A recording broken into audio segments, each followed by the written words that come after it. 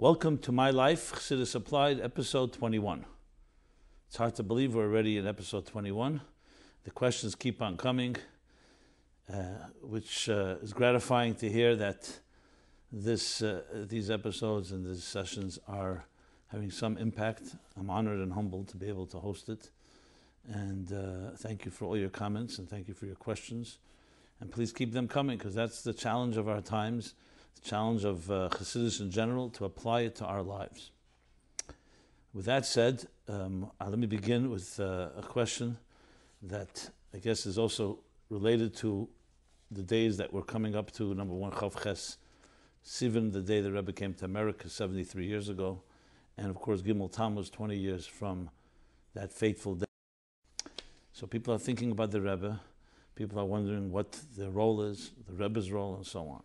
So someone put it very succinctly in this type of question. What role does the Rebbe play in my life? I'm a person that is working, hopefully dedicated, have a nice family. What role does the Rebbe play in my life? I'm sure all of us have a similar question, or at least address a similar issue, and I hope many of us have an answer.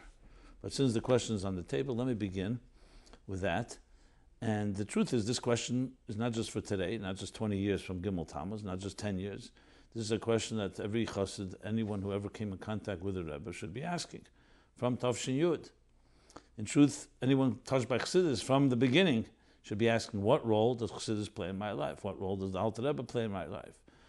Obviously, in our case, the Rebbe, Sidarenu, Nasi of our generation, the question becomes more direct. In that sense, the Rebbe's role in my life. Often when I speak about this topic, especially to larger audiences and more secular, more universal audiences, we can say, I often phrase it the other way around. How would my life be different without the Rebbe? Not to be provocative, but sometimes when you put it in that type of direct fashion, it forces us to answer the question. And to just answer subjectively, how would my life be different? I would have not been connected to Yiddishkeit, or I would not have been introduced to Chassidus, or that's a subjective answer. The question is on a larger level. If someone meets you in the street and says to you, you have a Rebbe, Chassidus, Chabad, what would your life be different? So obviously this answer can be different answers for each person.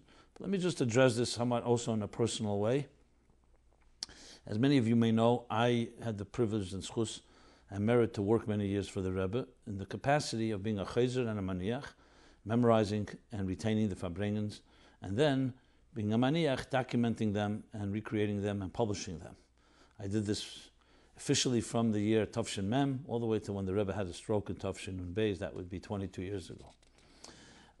Why am I mentioning it? Because this changed my life. The ability and the commitment to absorb and to internalize the Rebbe's ideas in a way that you can both repeat them and write them requires it's not an automatic thing. It's not like a tape recorder. It requires a deep, very much concentration and a deep introspection of absorbing and assimilating these ideas. Especially each of us have our own minds and we have our own attitudes. And here you're not conveying your attitudes, you're conveying the Rebbe's attitudes and the Rebbe's ideas and insights. And that means you have to push away your take on it and understand the Rebbe's take on matters that are negeya and affect us in everyday life. So anyone who's ever studied the Rebbe's words, for that matter, Torah in general, Chassidus in general, as the Friedrich Rebbe writes in Likutei Diburim, that the goal is not as du sollst lernen Torah, the Torah soll dir lernen. Not that you learn Torah, but the Torah should teach you. In other words, you should become a channel for what the Torah has to say, not that the Torah is a conduit for your expression. So with that said, after Chav Zayin Adar, when the Rebbe had the stroke, and then 2 years later, Gimel Tammuz, that's when I wrote toward a meaningful life. And with Siyata D'Shmaya, a lot of mazel, the little effort of my own, the book became a very hatzlacha, in the sense that it became a book that people were touched by, conveyed the Rebbe's ideas, even to people who had no clue who the Rebbe was, and could not read a word of Hebrew or Yiddish, and definitely not the context within Torah, whether it's in Nigla or Chassidus. And it's a great schus to have been able to be able to have adapted that, have written it in that type of fashion.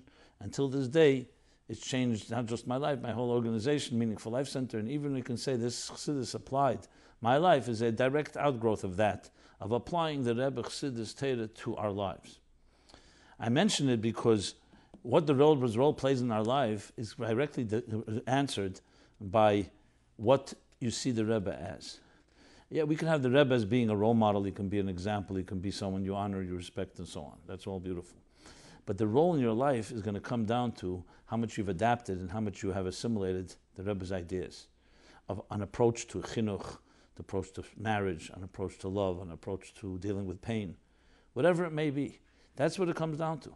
How much have you assimilated, how much have you adapted, have you integrated and internalized the Rebbe's approach to life? And the more you have, the more the effect is going to be on you. So there's a thing with Chassidus called makivdika effect. A makivdika effect is if you've seen the Rebbe, if you've been touched by a nigun, by the Rebbe, you touched a word, that can also have impact. But internalization is the key to real impact and real effect, especially perpetual one. Because we all can get inspired, and inspiration can dissipate. We have many distractions, we have many sideshows, there are many things that seduce us, even in Isser, in prohibited things, in permissible things. There's money, there's making a living, there's all the hassles, the Mayim Rabim, all the concerns that we have in life that can overwhelm us. So when it comes to that, inspiration can help for a moment, can ignite something, but to maintain it is about internalization, pnimius. And that's the essence of the Rebbe.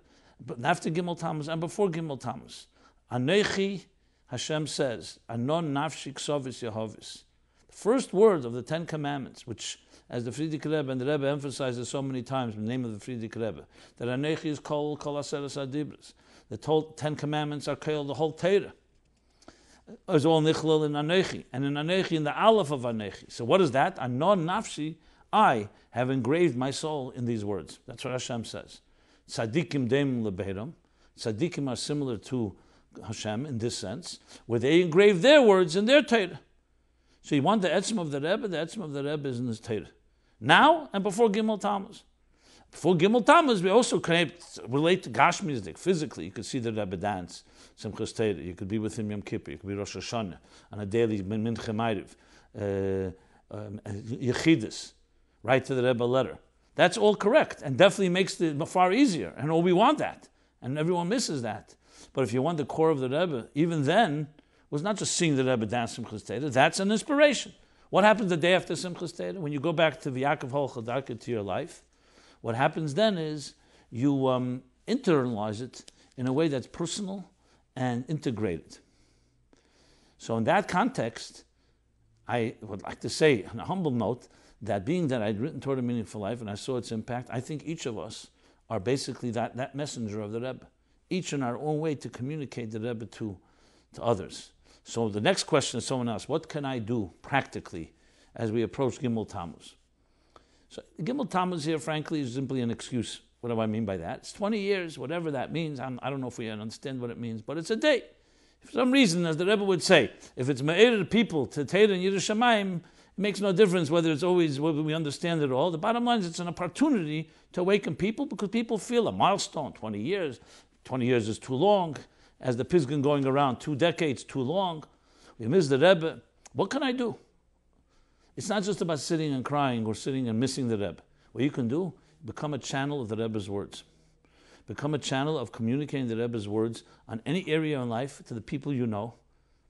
As such, I would suggest, and this is a humble suggestion, anyone can choose to accept it or not, is to make a global campaign. Share the Rebbe. Share the Rebbe, especially with people who've never heard or have never been touched or don't appreciate. Introduce the Rebbe to people. In order to facilitate this, we, at Meaningful Life Center, we've chosen to do a campaign at the lowest possible cost, offering the ability, if you go to sharetherrebbe.com, you have the opportunity to now purchase. We'll make a personalized gift toward a Meaningful Life, signed by yours truly if you wish. You could send it to anyone, and especially people who've never heard before about the Rebbe. So if you go now to sharetherrebbe.com, we just set it up, we're just launching it. This is the first announcement, sharetherrebbe.com, this opportunity. On the site, you'll also find an opportunity to share the Rebbe, in the sense, share a story that you've heard, something that you've been touched by, and so on. My goal is, there's literally hundreds of thousands of people that have read Toward a Meaningful Life. I don't know who most of them are. I wish I could hear their story. not just for my own gratification, but most importantly, to be able to share it with others. So this is also a platform for people being able to share. But above all, to share the Rebbe. Easy way, no excuses, a practical way. Simply send the book to anyone that you see fit, and especially, as I said, people that have never heard about the Rebbe before. So this is a small effort that we're making, and I welcome everyone to this opportunity. And please take advantage of it. As I said, it's already live, sharetherebbe.com. You'll hear more about it. That's one practical. By no means is this limited to that. Obviously, anyone you speak to, anyone you can reach, is something to share something, a word from the Rebbe. Intrigue them. The reason I mentioned the book is a book obviously can have a far longer term impact, and they can read it at their time, at their convenience, in home, and so on. Okay. Being also that our minds and hearts are with the three young students that were kidnapped, Rahman al-Islam, I want to also, at this point, dedicate to this particular episode. We shouldn't need to ever hear about things like this, and the Eibishter should help. Klal Yisrael's prayers about Eretz Yisrael and all over the world, that they should have an immediate and complete pidyon shvuim, that they and without any harm done to them. And our hearts go out to their families and to everyone for this tragedy. And hopefully it doesn't turn into a tragedy, but it should turn out to be only a scare, and that we are reunited with them as soon as possible. So going back to the topic at hand here, so I want to address as well some follow-up to some of the previous discussions, some questions, and some people have written in. I want to mention in context of a non-nafshik sovis yehovis that you want the Rebbe is in his words, and we have to share those words, share the Rebbe as I just mentioned. So if you look at the Sikha, Shlach, Tovshin Yud, which is literally 74 years ago, yesterday, Parsha Shlach, the Rebbe speaks about Hishtatchus, Al Kivrei Ovis, which is a concept of visiting the oil, visiting the Tzion. You find it by Kolov, when he visited the Chevron, which is why I mentioned the students, because it all happened in Chevron. And the Schus Ovis there, it should help them. So Kolov went, and that's what helped him not become embroiled in the plot. The Dibas Ha'ara is the plot of the Meraglim. So the Rebbe that Shabbos, Shlach Tovshin Yud, which would be the first year after Yud Shvat, the first Shlach, the Rebbe spoke about it, and he speaks about Hishtatchus. But then he brings something interesting, which I want to mention because I think it's very appropriate.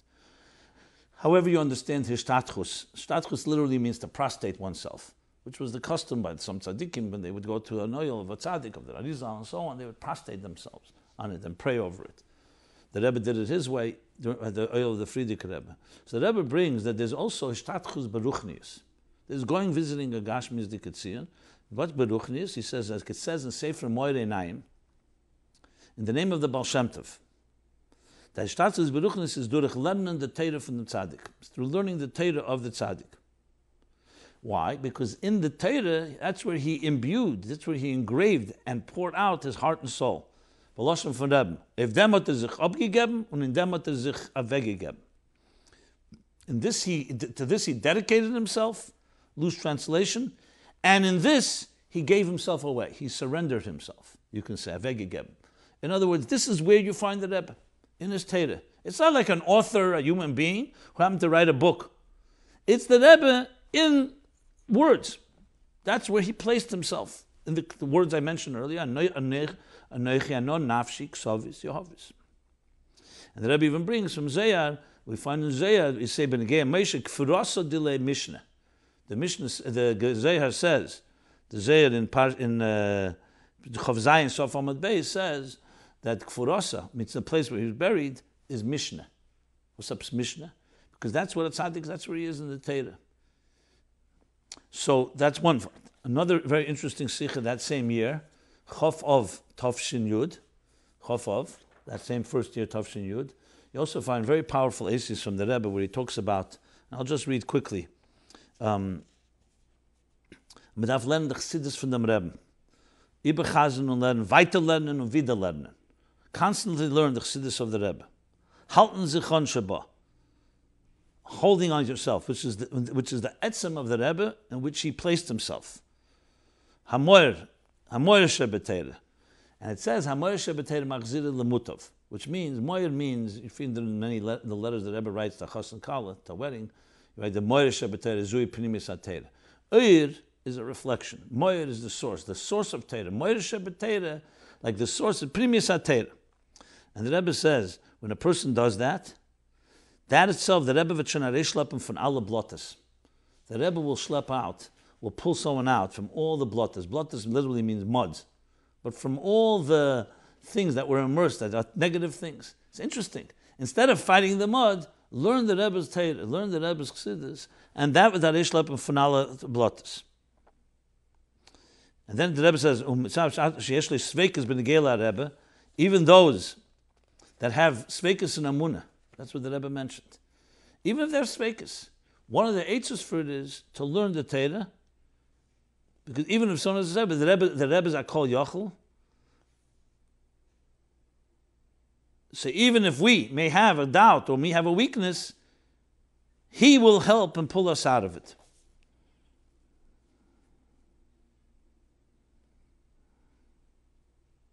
And the Rebbe concludes, when you do that there's a chalten dem Rebbe's klamke. Klamke is like a doorknob, it's an expression Chassidim used to hold on the Rebbe's handle, so to speak. Und sein mit auf ein Wagen. And be with the Rebbe on one coach, on one wagon. So the words speak for themselves. You don't need any explanation. I'm just literally reading a sikha from Shlach Tovshin Yud and Chafov Tovshin Yud, and there's many more where that comes from. But I think it's very appropriate as asking the question, what role does the Rebbe play in your life? And it's up to us to answer that, obviously, in the deepest personal way. And if it doesn't play a role that you really can identify, it's time to start learning and trying to identify something that the Rebbe teaches about your life. Find something that the Rebbe teaches about your life, about your work, about your marriage, about your family, about your depressions, about your simchas, your joys, whatever it may be. Find a message from the Rebbe there. That's how you live with the Rebbe. And then, of course, expand it outwards as many things as possible. That is the healthiest and best way to approach this. Okay. Good. Now, there was some feedback to some of the discussions that I had in the previous weeks about shlichus. I want to read one, and then I want to go into some new topics that take us to the next, to new territory, as they say. So here is a question from an individual, and I'll read it exactly as it is, uncensored, critique, as they say. So here's a fellow writes, it's anonymous, of course, I don't know who it is. With respect, you are brilliant in your talks. Thank you.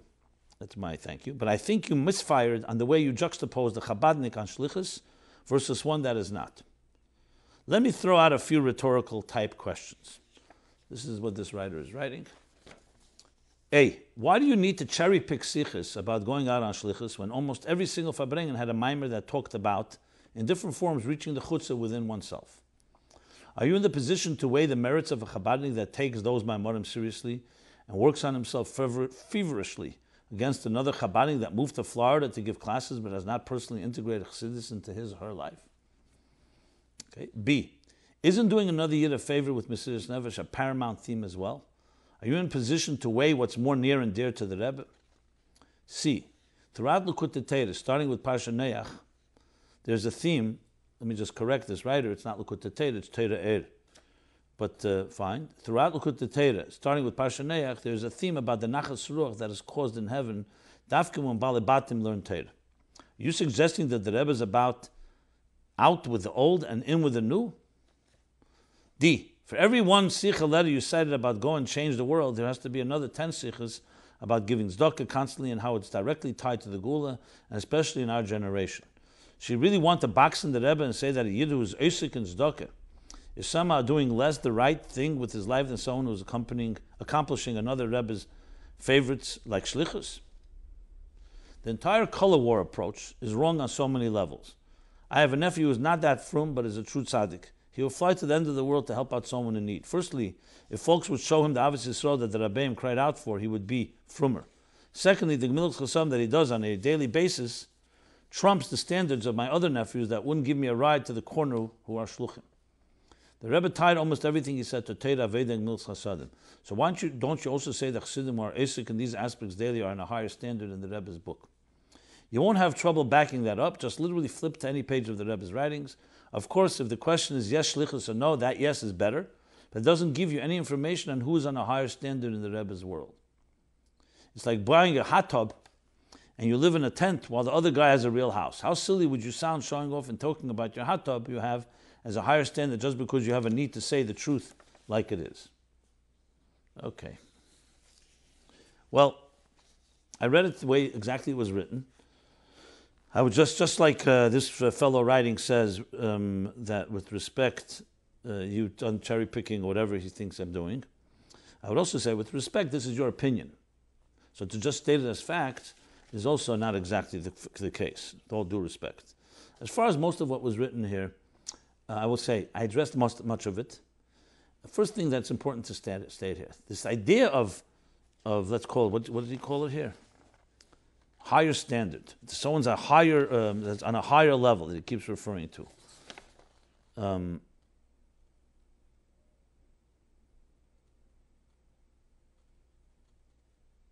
What's near and dear to the Rebbe, what's on a higher level.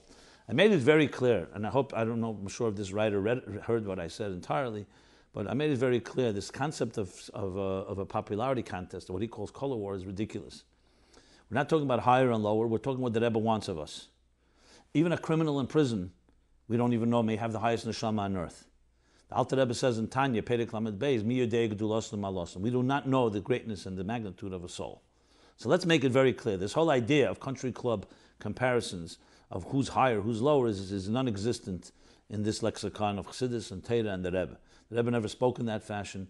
Any Jew, any human being on earth is created b'tselem Elokim, and every human being is worthy of the dignity and is an equal in that sense. Or better, mi yodeya. We don't know who's higher and who's lower. So let's eliminate that language.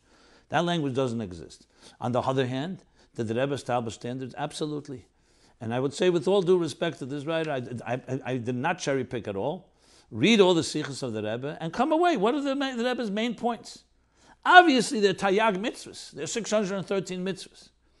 And every mitzvah we're responsible for. Even those we can't do begashmis today, the Pei Vov 86 mitzvah sesa because there's no Beis Hamikdash, etc. You still can do them beruchnis. Every mitzvah has its thing. But there's a shar. It's called a shar, a gate. What is the mitzvah to have a zoyer beit fei? What is the shlichus of our generation? These are not my words. The Rebbe is the only one that can designate that. That tzedakah is good. Yes, the Alter Rebbe writes, especially in the later generations, tzedakah is a major thing. But tzedakah has many meanings. Tzedakah begashmis, tzedakah beruchnius. And obviously we should be doing everything possible to do as many mitzvahs as we can do. But let's not forget what the Baal Shem Tov told the Mordechai, HaTzadik. He said, as a neshama kumter up lamata, a soul comes down below and wears and tears 70, 80 years just to do a favor for a Jew. That's today's approach to shlichus. When he comes down, he has to do other mitzvahs, fine. As the Rebbe explains, it's a shar. Every generation, every person, every situation is a gate. It's a gateway. And it's clear that the gateway of our generation is to reach out and not just aveda pnimis and sitting alone. And now if you have a chassid who sits and davens 8 hours a day, and on Shabbos 12 hours, or whatever the amount of time, obviously I would love to be able to see a person like that. And if the Rebbe wanted, he would have said, everyone should do that. But he said, Ksheit atzmacha. You can wait. Sometimes we get elevated. First of all, as I discussed at length, pikuach nefesh, that posher when your brother and sister is drowning, there's no time right now to wait till you finish becoming a trained Evid and maskil.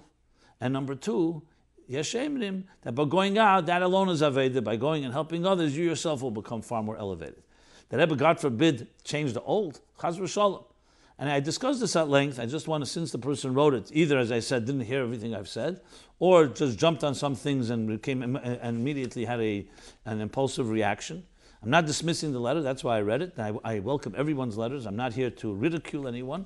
But we have to also call a spade a spade. The sichos I quoted at length, I mentioned 10, 15 sichos, are a very good selection. You see it many, many times. The first Maimer of the Rebbe, he established his mission right there. This is the Deir Shvi. V'shachanti b'seichem. We will bring the Geula. You can't say that's an optional little detail. And you know what? If you give tzedakah, it's also good. That's not the case. The Rebbe defined the generation, defined the mission of this generation. He said it time and again. Go back to Shmini, Tovshen Chai. It's very, very clear what the Rebbe says. And he even speaks about those that choose not to draft themselves into this army. He was anish godin, as he says. That Izal then, that story I told, that Izal, the Rebbe repeats it there. I mean, I repeated what I heard from that Sikha. That or I read in that Sikha, that Arizal ended up not going to Yerushalayim that Friday when he said he was ready to go. He went back to the students that were not ready. Yeah. So it's not pshat that they don't have a role, but there's what's called the optimal objective. And again, I want to qualify by saying that there's a big difference between a bocher or a young woman who are yet have all the options before them. To start telling them that all the options are equal, it's not correct. Whatever reason brought you to do what you're doing, it's after the fact, then that's divine providence. And maybe that's what you're supposed to do. We're not talking about the lechatchila. But the lechatchila, there's no question what the Rebbe wants, and there's no answer to say there's not enough places. As I mentioned, there's 14 million Jews. There's a wide internet. Halavai, everyone on earth should know about Chassidus. We're talking here about a situation which completely, most people don't even know what Torah and Chassidus is, and definitely not in an internal way. Halavai, even in our own community, we should all have internalized it to some extent. Someone just wrote to me also a very nice a suggestion about the mashpim that the Rebbe spoke about, that maybe we should have a type of, like Yisrei, type of delegation, that there should be so-called mashpim, and they should have a mashpia to answer more difficult questions. So I was going to submit that. Another idea, let someone start a mashpia.com or so on, and maybe that's a way of people finding mashpim online by either seeing how they respond. It doesn't always have to be in person or by phone. Obviously, optimally to be so, but it could be a wider way of broadening the whole mashpia thing. Is actually just like we make shidduchim online. There's a J date and so on. Maybe make a S date or something like that. Mashpia date or M date or whatever it may be. I don't mean the word date. Obviously, that's a joke. But something that helps people build the networks that we need. And that way it broadens the pool and broadens opportunities and connections. You never know. And obviously, as I said, the ultimate is obviously be able to sit with someone. But this may be an idea. This is somewhat of a tangent in what I was just discussing here. So I thank you for your letter, and happen to look at the sikhs and happen to disagree. Just put it all into one pot as equal is absolutely not correct. There are many ways that shlichus can be defined. I discussed it. We talked about the hayem yem also as business people, etc. There are many ways, but there's a chatchila way that the Rebbe instituted, and that itself has many variations, as we've discussed. Okay. I've also gotten feedback on the issue of davening and prayer, but because if I have time, I'll get back to that. So I'd like to go over to a topic I haven't addressed yet that has been already pushed off a few weeks, so I don't want to push it off for another week. And that is issue of, let's start with Unfrum and not Jewish family members. So here's the questions. We live in a very complicated generation, replete with assimilation and intermarriage, with so many Jews unaware of their roots. Sadly, this very often affects our own nuclear families. What should be our attitude to secular family members, either those that were never aware of Yiddishkeit or those that are presently not involved? How do we interact at weddings, parties, and family gatherings? What should we tell our children about these family members? How do we balance love and non-judgmentalism while maintaining our integrity and standards? That's one question. Okay. Next, another question. In this same family. I grew up in a frum home with many siblings. Unfortunately, a few of my brothers and sisters have decided to take a path different than that which my parents laid down for us. They have removed the yoke of heaven and chosen a secular life. I have a lot of bitterness inside and anger toward them, which I am working on. But on a more practical note, how do I explain to my children about their non-frum aunts and uncles? Also, my husband gets really upset when my sisters walk around dressed non-modestly, unsneously. How do I ask my sisters to be more respectful? They should know better. Please address this in an upcoming episode. Another question. I'm a Baal Tshuva and was born to two Jewish parents, Baruch Hashem. They were divorced when I was young and are both now happily remarried to non-Jews. It's a tough situation and is getting more complicated now that I'm married with children. They are raising in a frum, Lubavitch community. What's an approach to having a relationship with my children's non-Jewish grandparents, explaining to my children that they must never date or marry a non-Jew while Zayd and Bobby both did? Please help this delicate situation. Yep. Dear Rabbi, another question. Thank you for your another wonderful share on Applied Chassidus. We recently had a simcha and our non-frum and non-Jewish relatives attended. We try to handle it gracefully, but I was interested to hear your suggestions about this situation. In addition to simchas, we are interested to know how involved we should be in these relatives' lives, how we should determine the degree of closeness between us. Please dedicate time in your next lecture to address it, as it unfortunately impacts on so many of us. Thanks. Okay. Again, this is a selection of more questions in the same vein, and a real reality and very good questions. And sadly, this is a reality only today, and once upon a time we didn't have these issues, thank God. So Chassidus talks about everything. The Rebbe discusses all these types of issues. There has to be addressing this issue as well. So let me begin with a very important key point. First of all, the attitude when a person begins to go on the journey of becoming a frum person and becoming more connected to their tradition. I was a tinik shanishba, someone who didn't know better. There's a tendency to start feeling how everyone around you, your family that is still secular, is like, I can't say your enemy, but don't understand you. And very often they actually discriminate. It's very uncomfortable to go back a Passover or Shabbos, and you have now your standards of kosher, and your parents have different standards. They feel rejected. They feel like you have betrayed them in a way, because they brought you up, and now you've chosen a different path. You feel that you're closer to God, and you're doing what Hashem wants. And there's going to be an inevitable emotional and psychological clash. The question is how to approach this. So we have answers from the Rebbe, different various answers, which I'm not going to read right now, because I think I want to keep in broad terms, and these answers are more specific. But I'll refer to them as I speak, where he discusses how to approach this. And the most important thing to know is the following. You have to make sure to remember that the personal relationship you have is somewhat different than the relationship you have as a Jew to God. What do I mean by that? Your father and mother are still your parents. Your siblings are your siblings, no matter what. And there's a big emotional connection there. And they're looking at you either as strangely, or like, what's the matter with you? Or they, so you get caught up in a cult. And they don't necessarily know that you have become a far better and happier person. They may hear you say it, but they don't believe you. The best way to demonstrate it is through being actually more refined.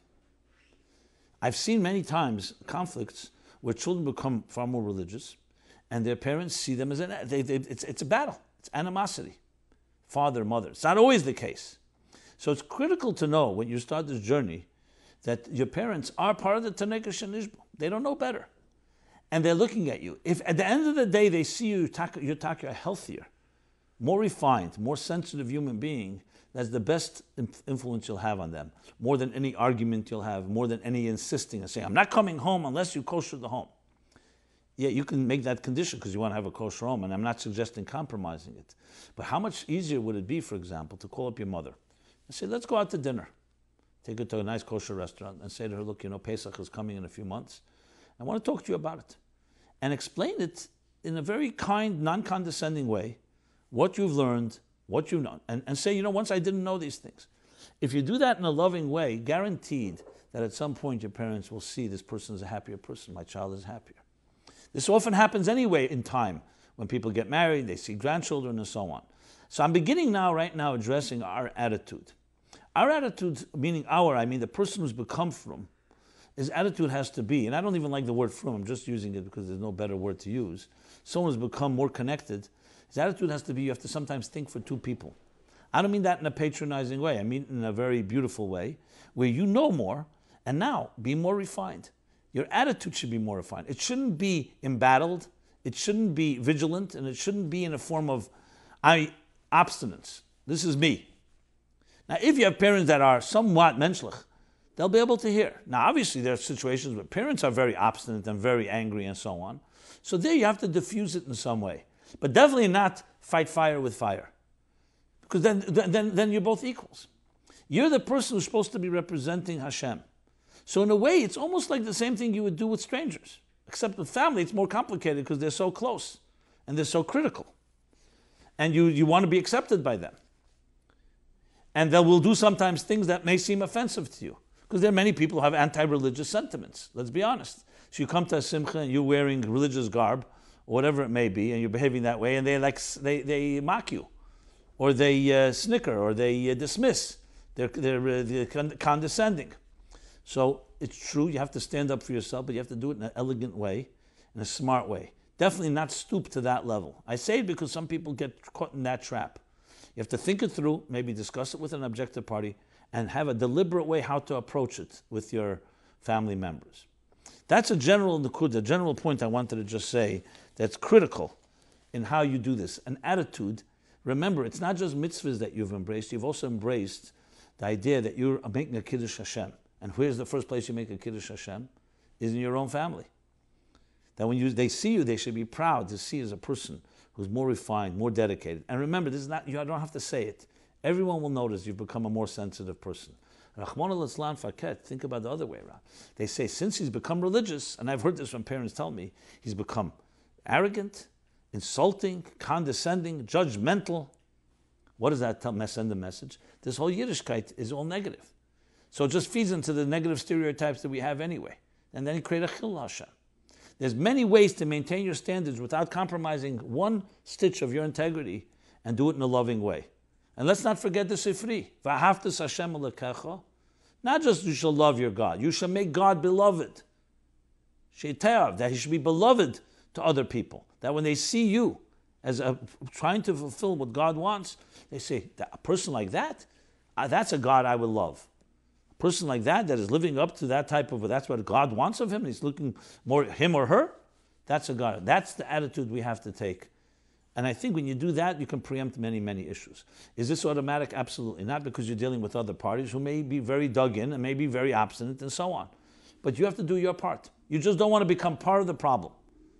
You don't want to feed into the problem. You have to do your part and continue to have a positive attitude, a smiling attitude, simcha. Not every time you come home, it becomes a whole battle. And you have to find smart ways to diffuse it. And if your mother is more receptive, go with her. If your father is more receptive, go with it. Find the people that will respond to you better, and that will slowly create a change in your nuclear family. Whether they become frum or not, and they become observant, that's not your job. You're not necessarily a shliach to do that. By influence, by example, it usually works. Just like the Rebbe tells husbands and wives, you're not a mashpia and a mechanech of your spouse. You have to be an example. And that addresses the question, of course, as well as spouses, where one spouse has become more observant than the other. This too is critical to have love in the whole picture. If there's love in the picture, you can get very far. Bittel. To have frumkeit and no bittel only creates battles. So that's a general statement. Let's address now the issue that about coming to simchas and celebrations and so on and so forth. Okay. It's case by case, and I don't think there's a rule. In general, it's always good to maintain connection with your family.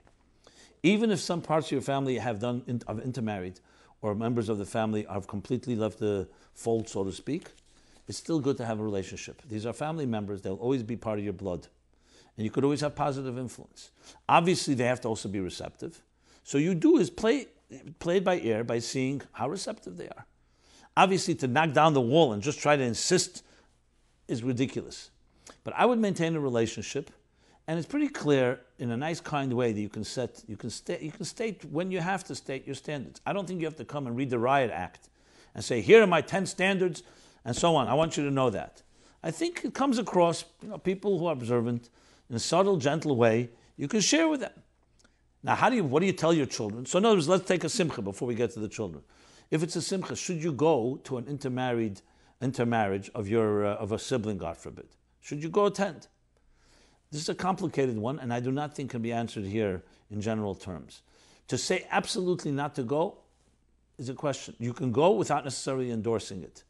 If you're going is going to seem like an endorsement, some people wonder whether you should. Again, it's case by case. Who's going to see it as an endorsement? And will it change anything anyway? So to cut off, for example, should parents go to a child that's intermarrying, is a complicated question, and I'd prefer not to answer it in general terms, but it's not a black and white one. It's not yes, no. In some instances, in most instances, probably yes. not to sever relationship, because ultimately it's still your child, it's still your sibling, it's still your uncle, it's still your aunt, whatever it may be. Obviously, if you're not the closest relative, you must go. But if you don't go and it's going to be considered a major insult, and so on, then something that needs to be considered. If the other party is simply using it to blackmail you, to just say, you see, I want you to come and accept my choice, again, this is case by case. But generally speaking, the goal is not to sever. The goal is to maintain relationships in a loving, kind way. It's also part of what the Torah wants of us, to be menschlich, to be a mensch. The fear that they're going to think that you're accepting their standard is a fear that in most cases doesn't actually hold much water. Yes, if you see that specifically, then there's ways you can bavar, and ways you can qualify it by stating something in a nice and kind way. But this is definitely a case-by-case basis, especially when we're dealing with intermarriage, which is more beyond the scope of what these questions directly were. As far as children go, I think the attitude has to be very similar to if it's not family member. You live in a block, and some people keep Shabbos, and unfortunately there's one family that does not. You know they're Jewish. You even go to school maybe with them. So what do you tell your children who observe it? You say basically that we're all Jews, we're one family. Unfortunately, there are some families that have not yet learned what the beauty of and joy of Shabbos, of kashrus, and some things. Our role is to be educators, to inspire, to always be kind, to be friendly. But we, thank God, have learned. And as such, we have to embrace it. Are those people bad people? Worse people? Especially if they don't know better? Absolutely not. What about that? Someone who's a Tinnik Shenishba category. What about someone who grew up with it and rejected it? So the answer is very similar to what the Rebbe says very often. Everybody goes through their stages. The way we explain this to children, if you need to explain it, is listen, uncle this and this or aunt so-and-so is on their journey. They have questions. And they're still exploring. We don't know where they're going to end up being. My heart goes out to them. I wish that they could see in Yiddishkeit what I see, what we should see.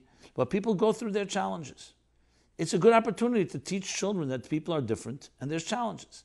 The concern that in some way to validate that person, and that means validating their choices, is a problem we have all the time. There's ways to do it when you say it sensitively. You can say we love our brothers and sisters, we love our uncles and aunts, we love all of them, because these are God's people, and we'd love them to be better people. We love ourselves to be better people. And in some ways, your uncle is a very kind person, like you mentioned, that's a lot kinder than others. I'm not saying it in a negative way. And you have to always look at the beauty in someone. Does that mean he's perfect? No, he's on a journey. Our role is to be kind and loving, and we too have a standard. We have a standard the Torah tells us. I think when you say it with the right bitl and Chassidischkeit, you can get it across. If you see Yiddishkeit as a type of McDonald's versus Burger King versus Wendy's competition, that someone who does 30 mitzvahs a day is better than someone who does 20 mitzvahs, like someone who sells 30 hamburgers is better than 20, then you got yourself a problem. But that's not Yiddishkeit.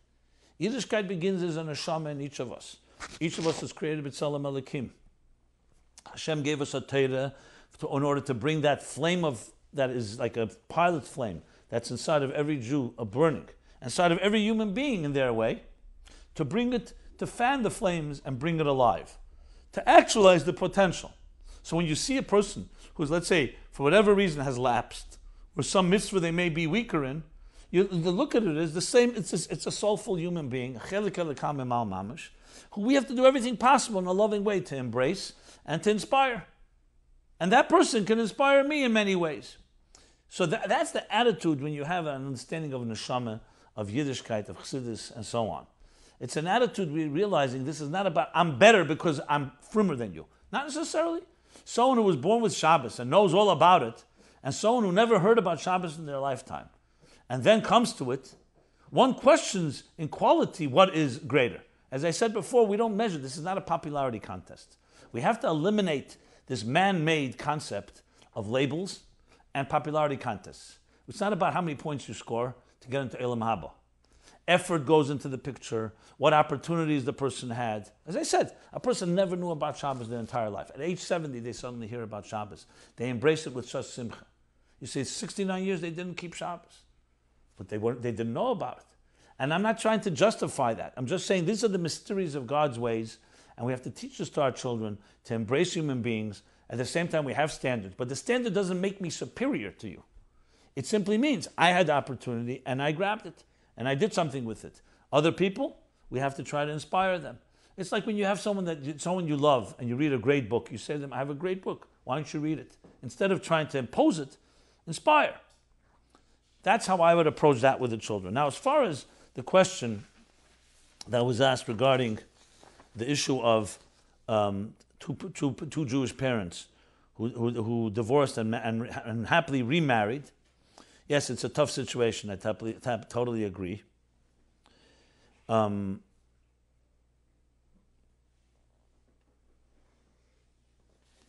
I think just extending this further to what we just said, first of all, your own relationship. What's an approach to having a relationship with my children's non-Jewish grandparents? With my children's non-Jewish grandparents.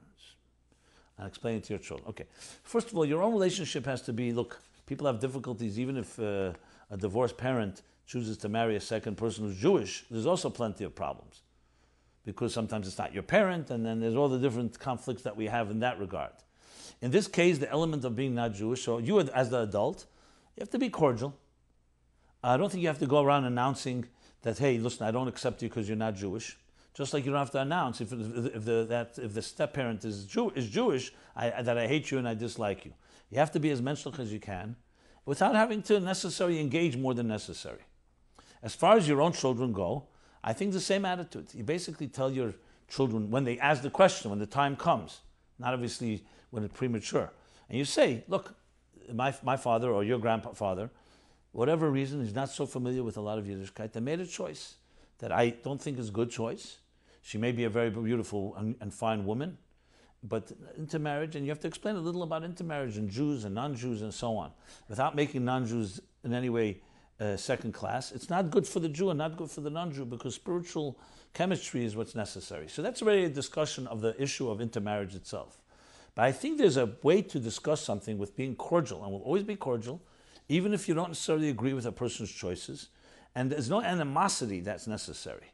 Animosity is where you're going to have the problems, and animosity, because that creates, first of all, it's reciprocal, and secondly, the children will be very confused by that. So what, I should be angry at her or angry at him? I think the key is to be cordial, to make it clear and explain that our standards are our standards. And it's very similar, just like Grandpa may not eat kosher, and we eat kosher, or Grandpa doesn't keep Shabbos, God forbid, and we do, even though he's with us and even though we sometimes visit him. You try to distinguish and explain that God created a mysterious world. Once upon a time, all Jews were aware of the Yiddishkeit. Today, they're not. And that's our job, is to help them become aware in a loving and kind way. I think if these things are said sincerely and not out of insecurity, that I have to protect myself from the pagans and from the Un-frum in a secure way, in a confident way, in a loving way, most issues can be addressed. Again, this does not replace talking to your individual mashpia or rav, someone that can discuss a particular situation, particular challenge, because sometimes the challenges are very serious, and you're not sure what to do, and I'm sure that's the case. That's why it's case by case. But I think some of the principles I laid out here are principles based on letters and answers from the Rebbe to different individuals. And I hope I did justice to it. And if we need to address this some more, please send the follow-up questions, which goes to meaningfullife.com/MyLifeLive. For any questions, anonymous, for this or any other type of questions. Okay, let's move to the next topic. Tools for mediating conflict. Here's the question. In my shul, there's a brewing tension between the founders of the shul, who are old-timers, and the younger generation about the direction we should be moving in. As a result, although petty, many members are threatening to leave the shul. I personally see merit in both sides of the argument. As an unbiased third party, how can I mediate this? Or should I just not get involved? Next question. I'm on shlichus and have been approached to take over a dying shul with a very old congregation. I would be bringing my current congregants, who are mostly the families that left that particular shul due to some old politics. I would like to consider the merge, but how do I deal with the conflict in the community? And finally, question 3. Sadly, my brother and sister got into an argument when our mother Zal passed away 3 years ago about their inheritance. They have completely severed ties with each other. This is the last thing our mother would have wanted. As you can imagine, their lack of relationship has many consequences. Family simchas are tense, and the other siblings need to walk on eggshells to accommodate both of their desire to be disconnected. It seems so stupid and sad. Do you have any advice on how to bring them back together? Oh, okay. So now we address this difficult topic, mediating conflict. I'd like to begin because Hashgacha Pratis, I teach a shir every morning in Ayin Beis, which is all placed on YouTube, for the record, if you're interested. And happens to be, right now, in the discourse where we're up to, in the basically chapter 250, volume 1 of Ayin Beis, 250, in that area, it talks about literally this idea. However, it talks about it in esoteric terms, in the language of Chassidus. But here's a perfect applied Chassidus example. And that is that the model, or you could say the two prototypes, the two archetypes of conflict and lack of conflict in the spiritual worlds is Toyu and Tikkun. But let's make one thing clear. We're not talking about worlds as we know, two planets. We're talking about two states of being. You could say two psychological models. Toyu is a model where there's conflict, as we know, that leads to a shattering of containers, Shviras HaKelim. And Tikkun is a model of unity and harmony. Also diversity. It's not that there's one wins out. It's not like after the battle and you only have one prevailing victor. But there's a cooperation. There's what's called inter-inclusion, interconnectivity. B'lashon Chassidus is skalus. A harmony within the diversity. Whereas in Toyu, you have individual entities that conflict with each other, clash, tension, and so on. So these are real models for our lives. And the lessons, what Chassidus teaches, how one creates tikkun from the other one, is tremendous in how we deal with each other. And I'll be addressing this in future episodes as well because the lessons from Ayin Beis are fascinating. Now, if you look there, you'll see it's more in Chassidic language and it's very deep. But I'll try to apply it a bit because it's a perfect example, as I said, of applied Chassidus. So I'm very glad. I'm not glad that there's conflicts, but I'm very glad the question was asked because it's very fitting. There he says basically the two key problems in Toyu, or let's not use the word Toyu, we'll use the word Toyu, but we'll use it in simple English. The two key problems in a conflicting situation is, number one, lack of tolerance for one another. Doesn't leave room for one another. Chesed doesn't leave room for Gvura, Gvura doesn't leave room for Teferes, and vice versa, and so on. The second problem he talks about there is that they don't receive and take from each other. There's no symbiosis. There's no give and take. There's no relationship. So one is lack of tolerance, and one is no relationship.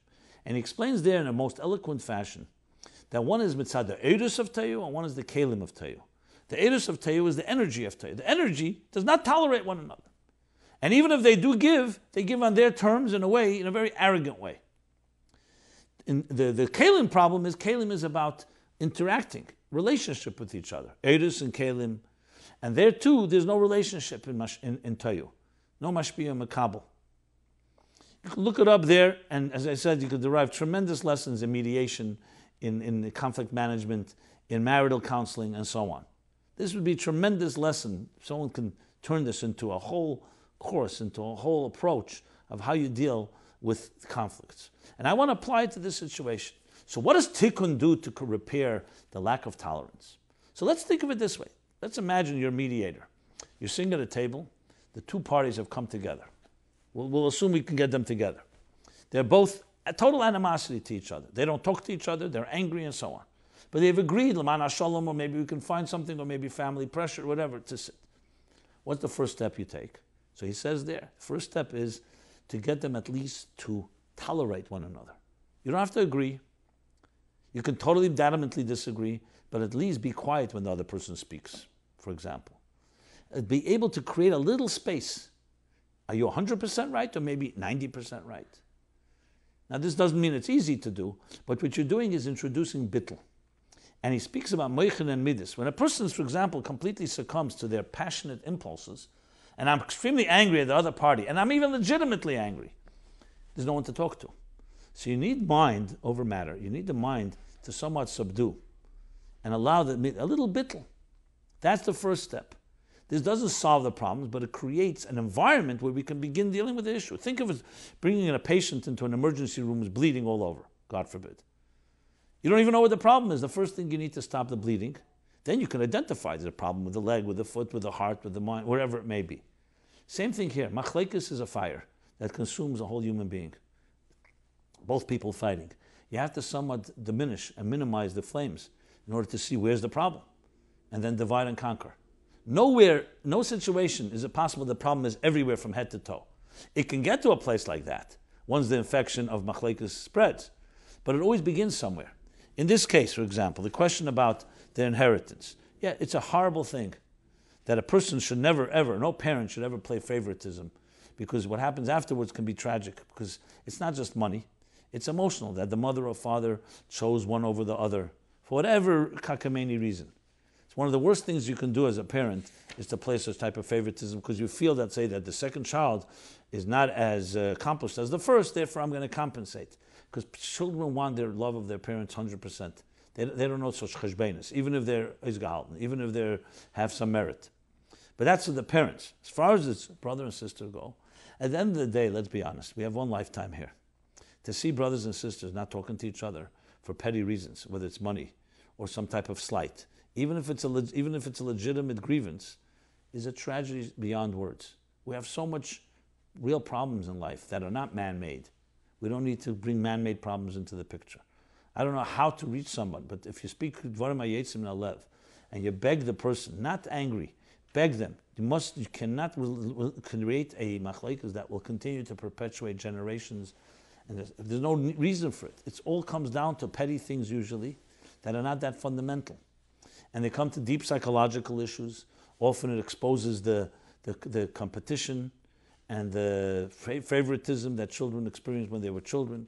It's often a result of parents' dysfunctionality. The list goes on, but that's already where therapy comes in and where we talk about it. But the first step is to get them is the eris should be a little subdued, so you have the ability to have nation mokum zelazah. That's the first thing tikkun does. It introduces an element of a little bittul, just to sit down.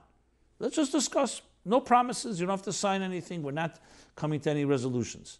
Just the ability to sit down and listen. So I think this is across the board, whether it's siblings, whether it's the communal question. You also talked about the synagogue, about the founders and the younger generation. Now, one simple way to do this also is divide and conquer, not just individual, but also when you have a group against a group, you have to find in that group individuals that you can talk to.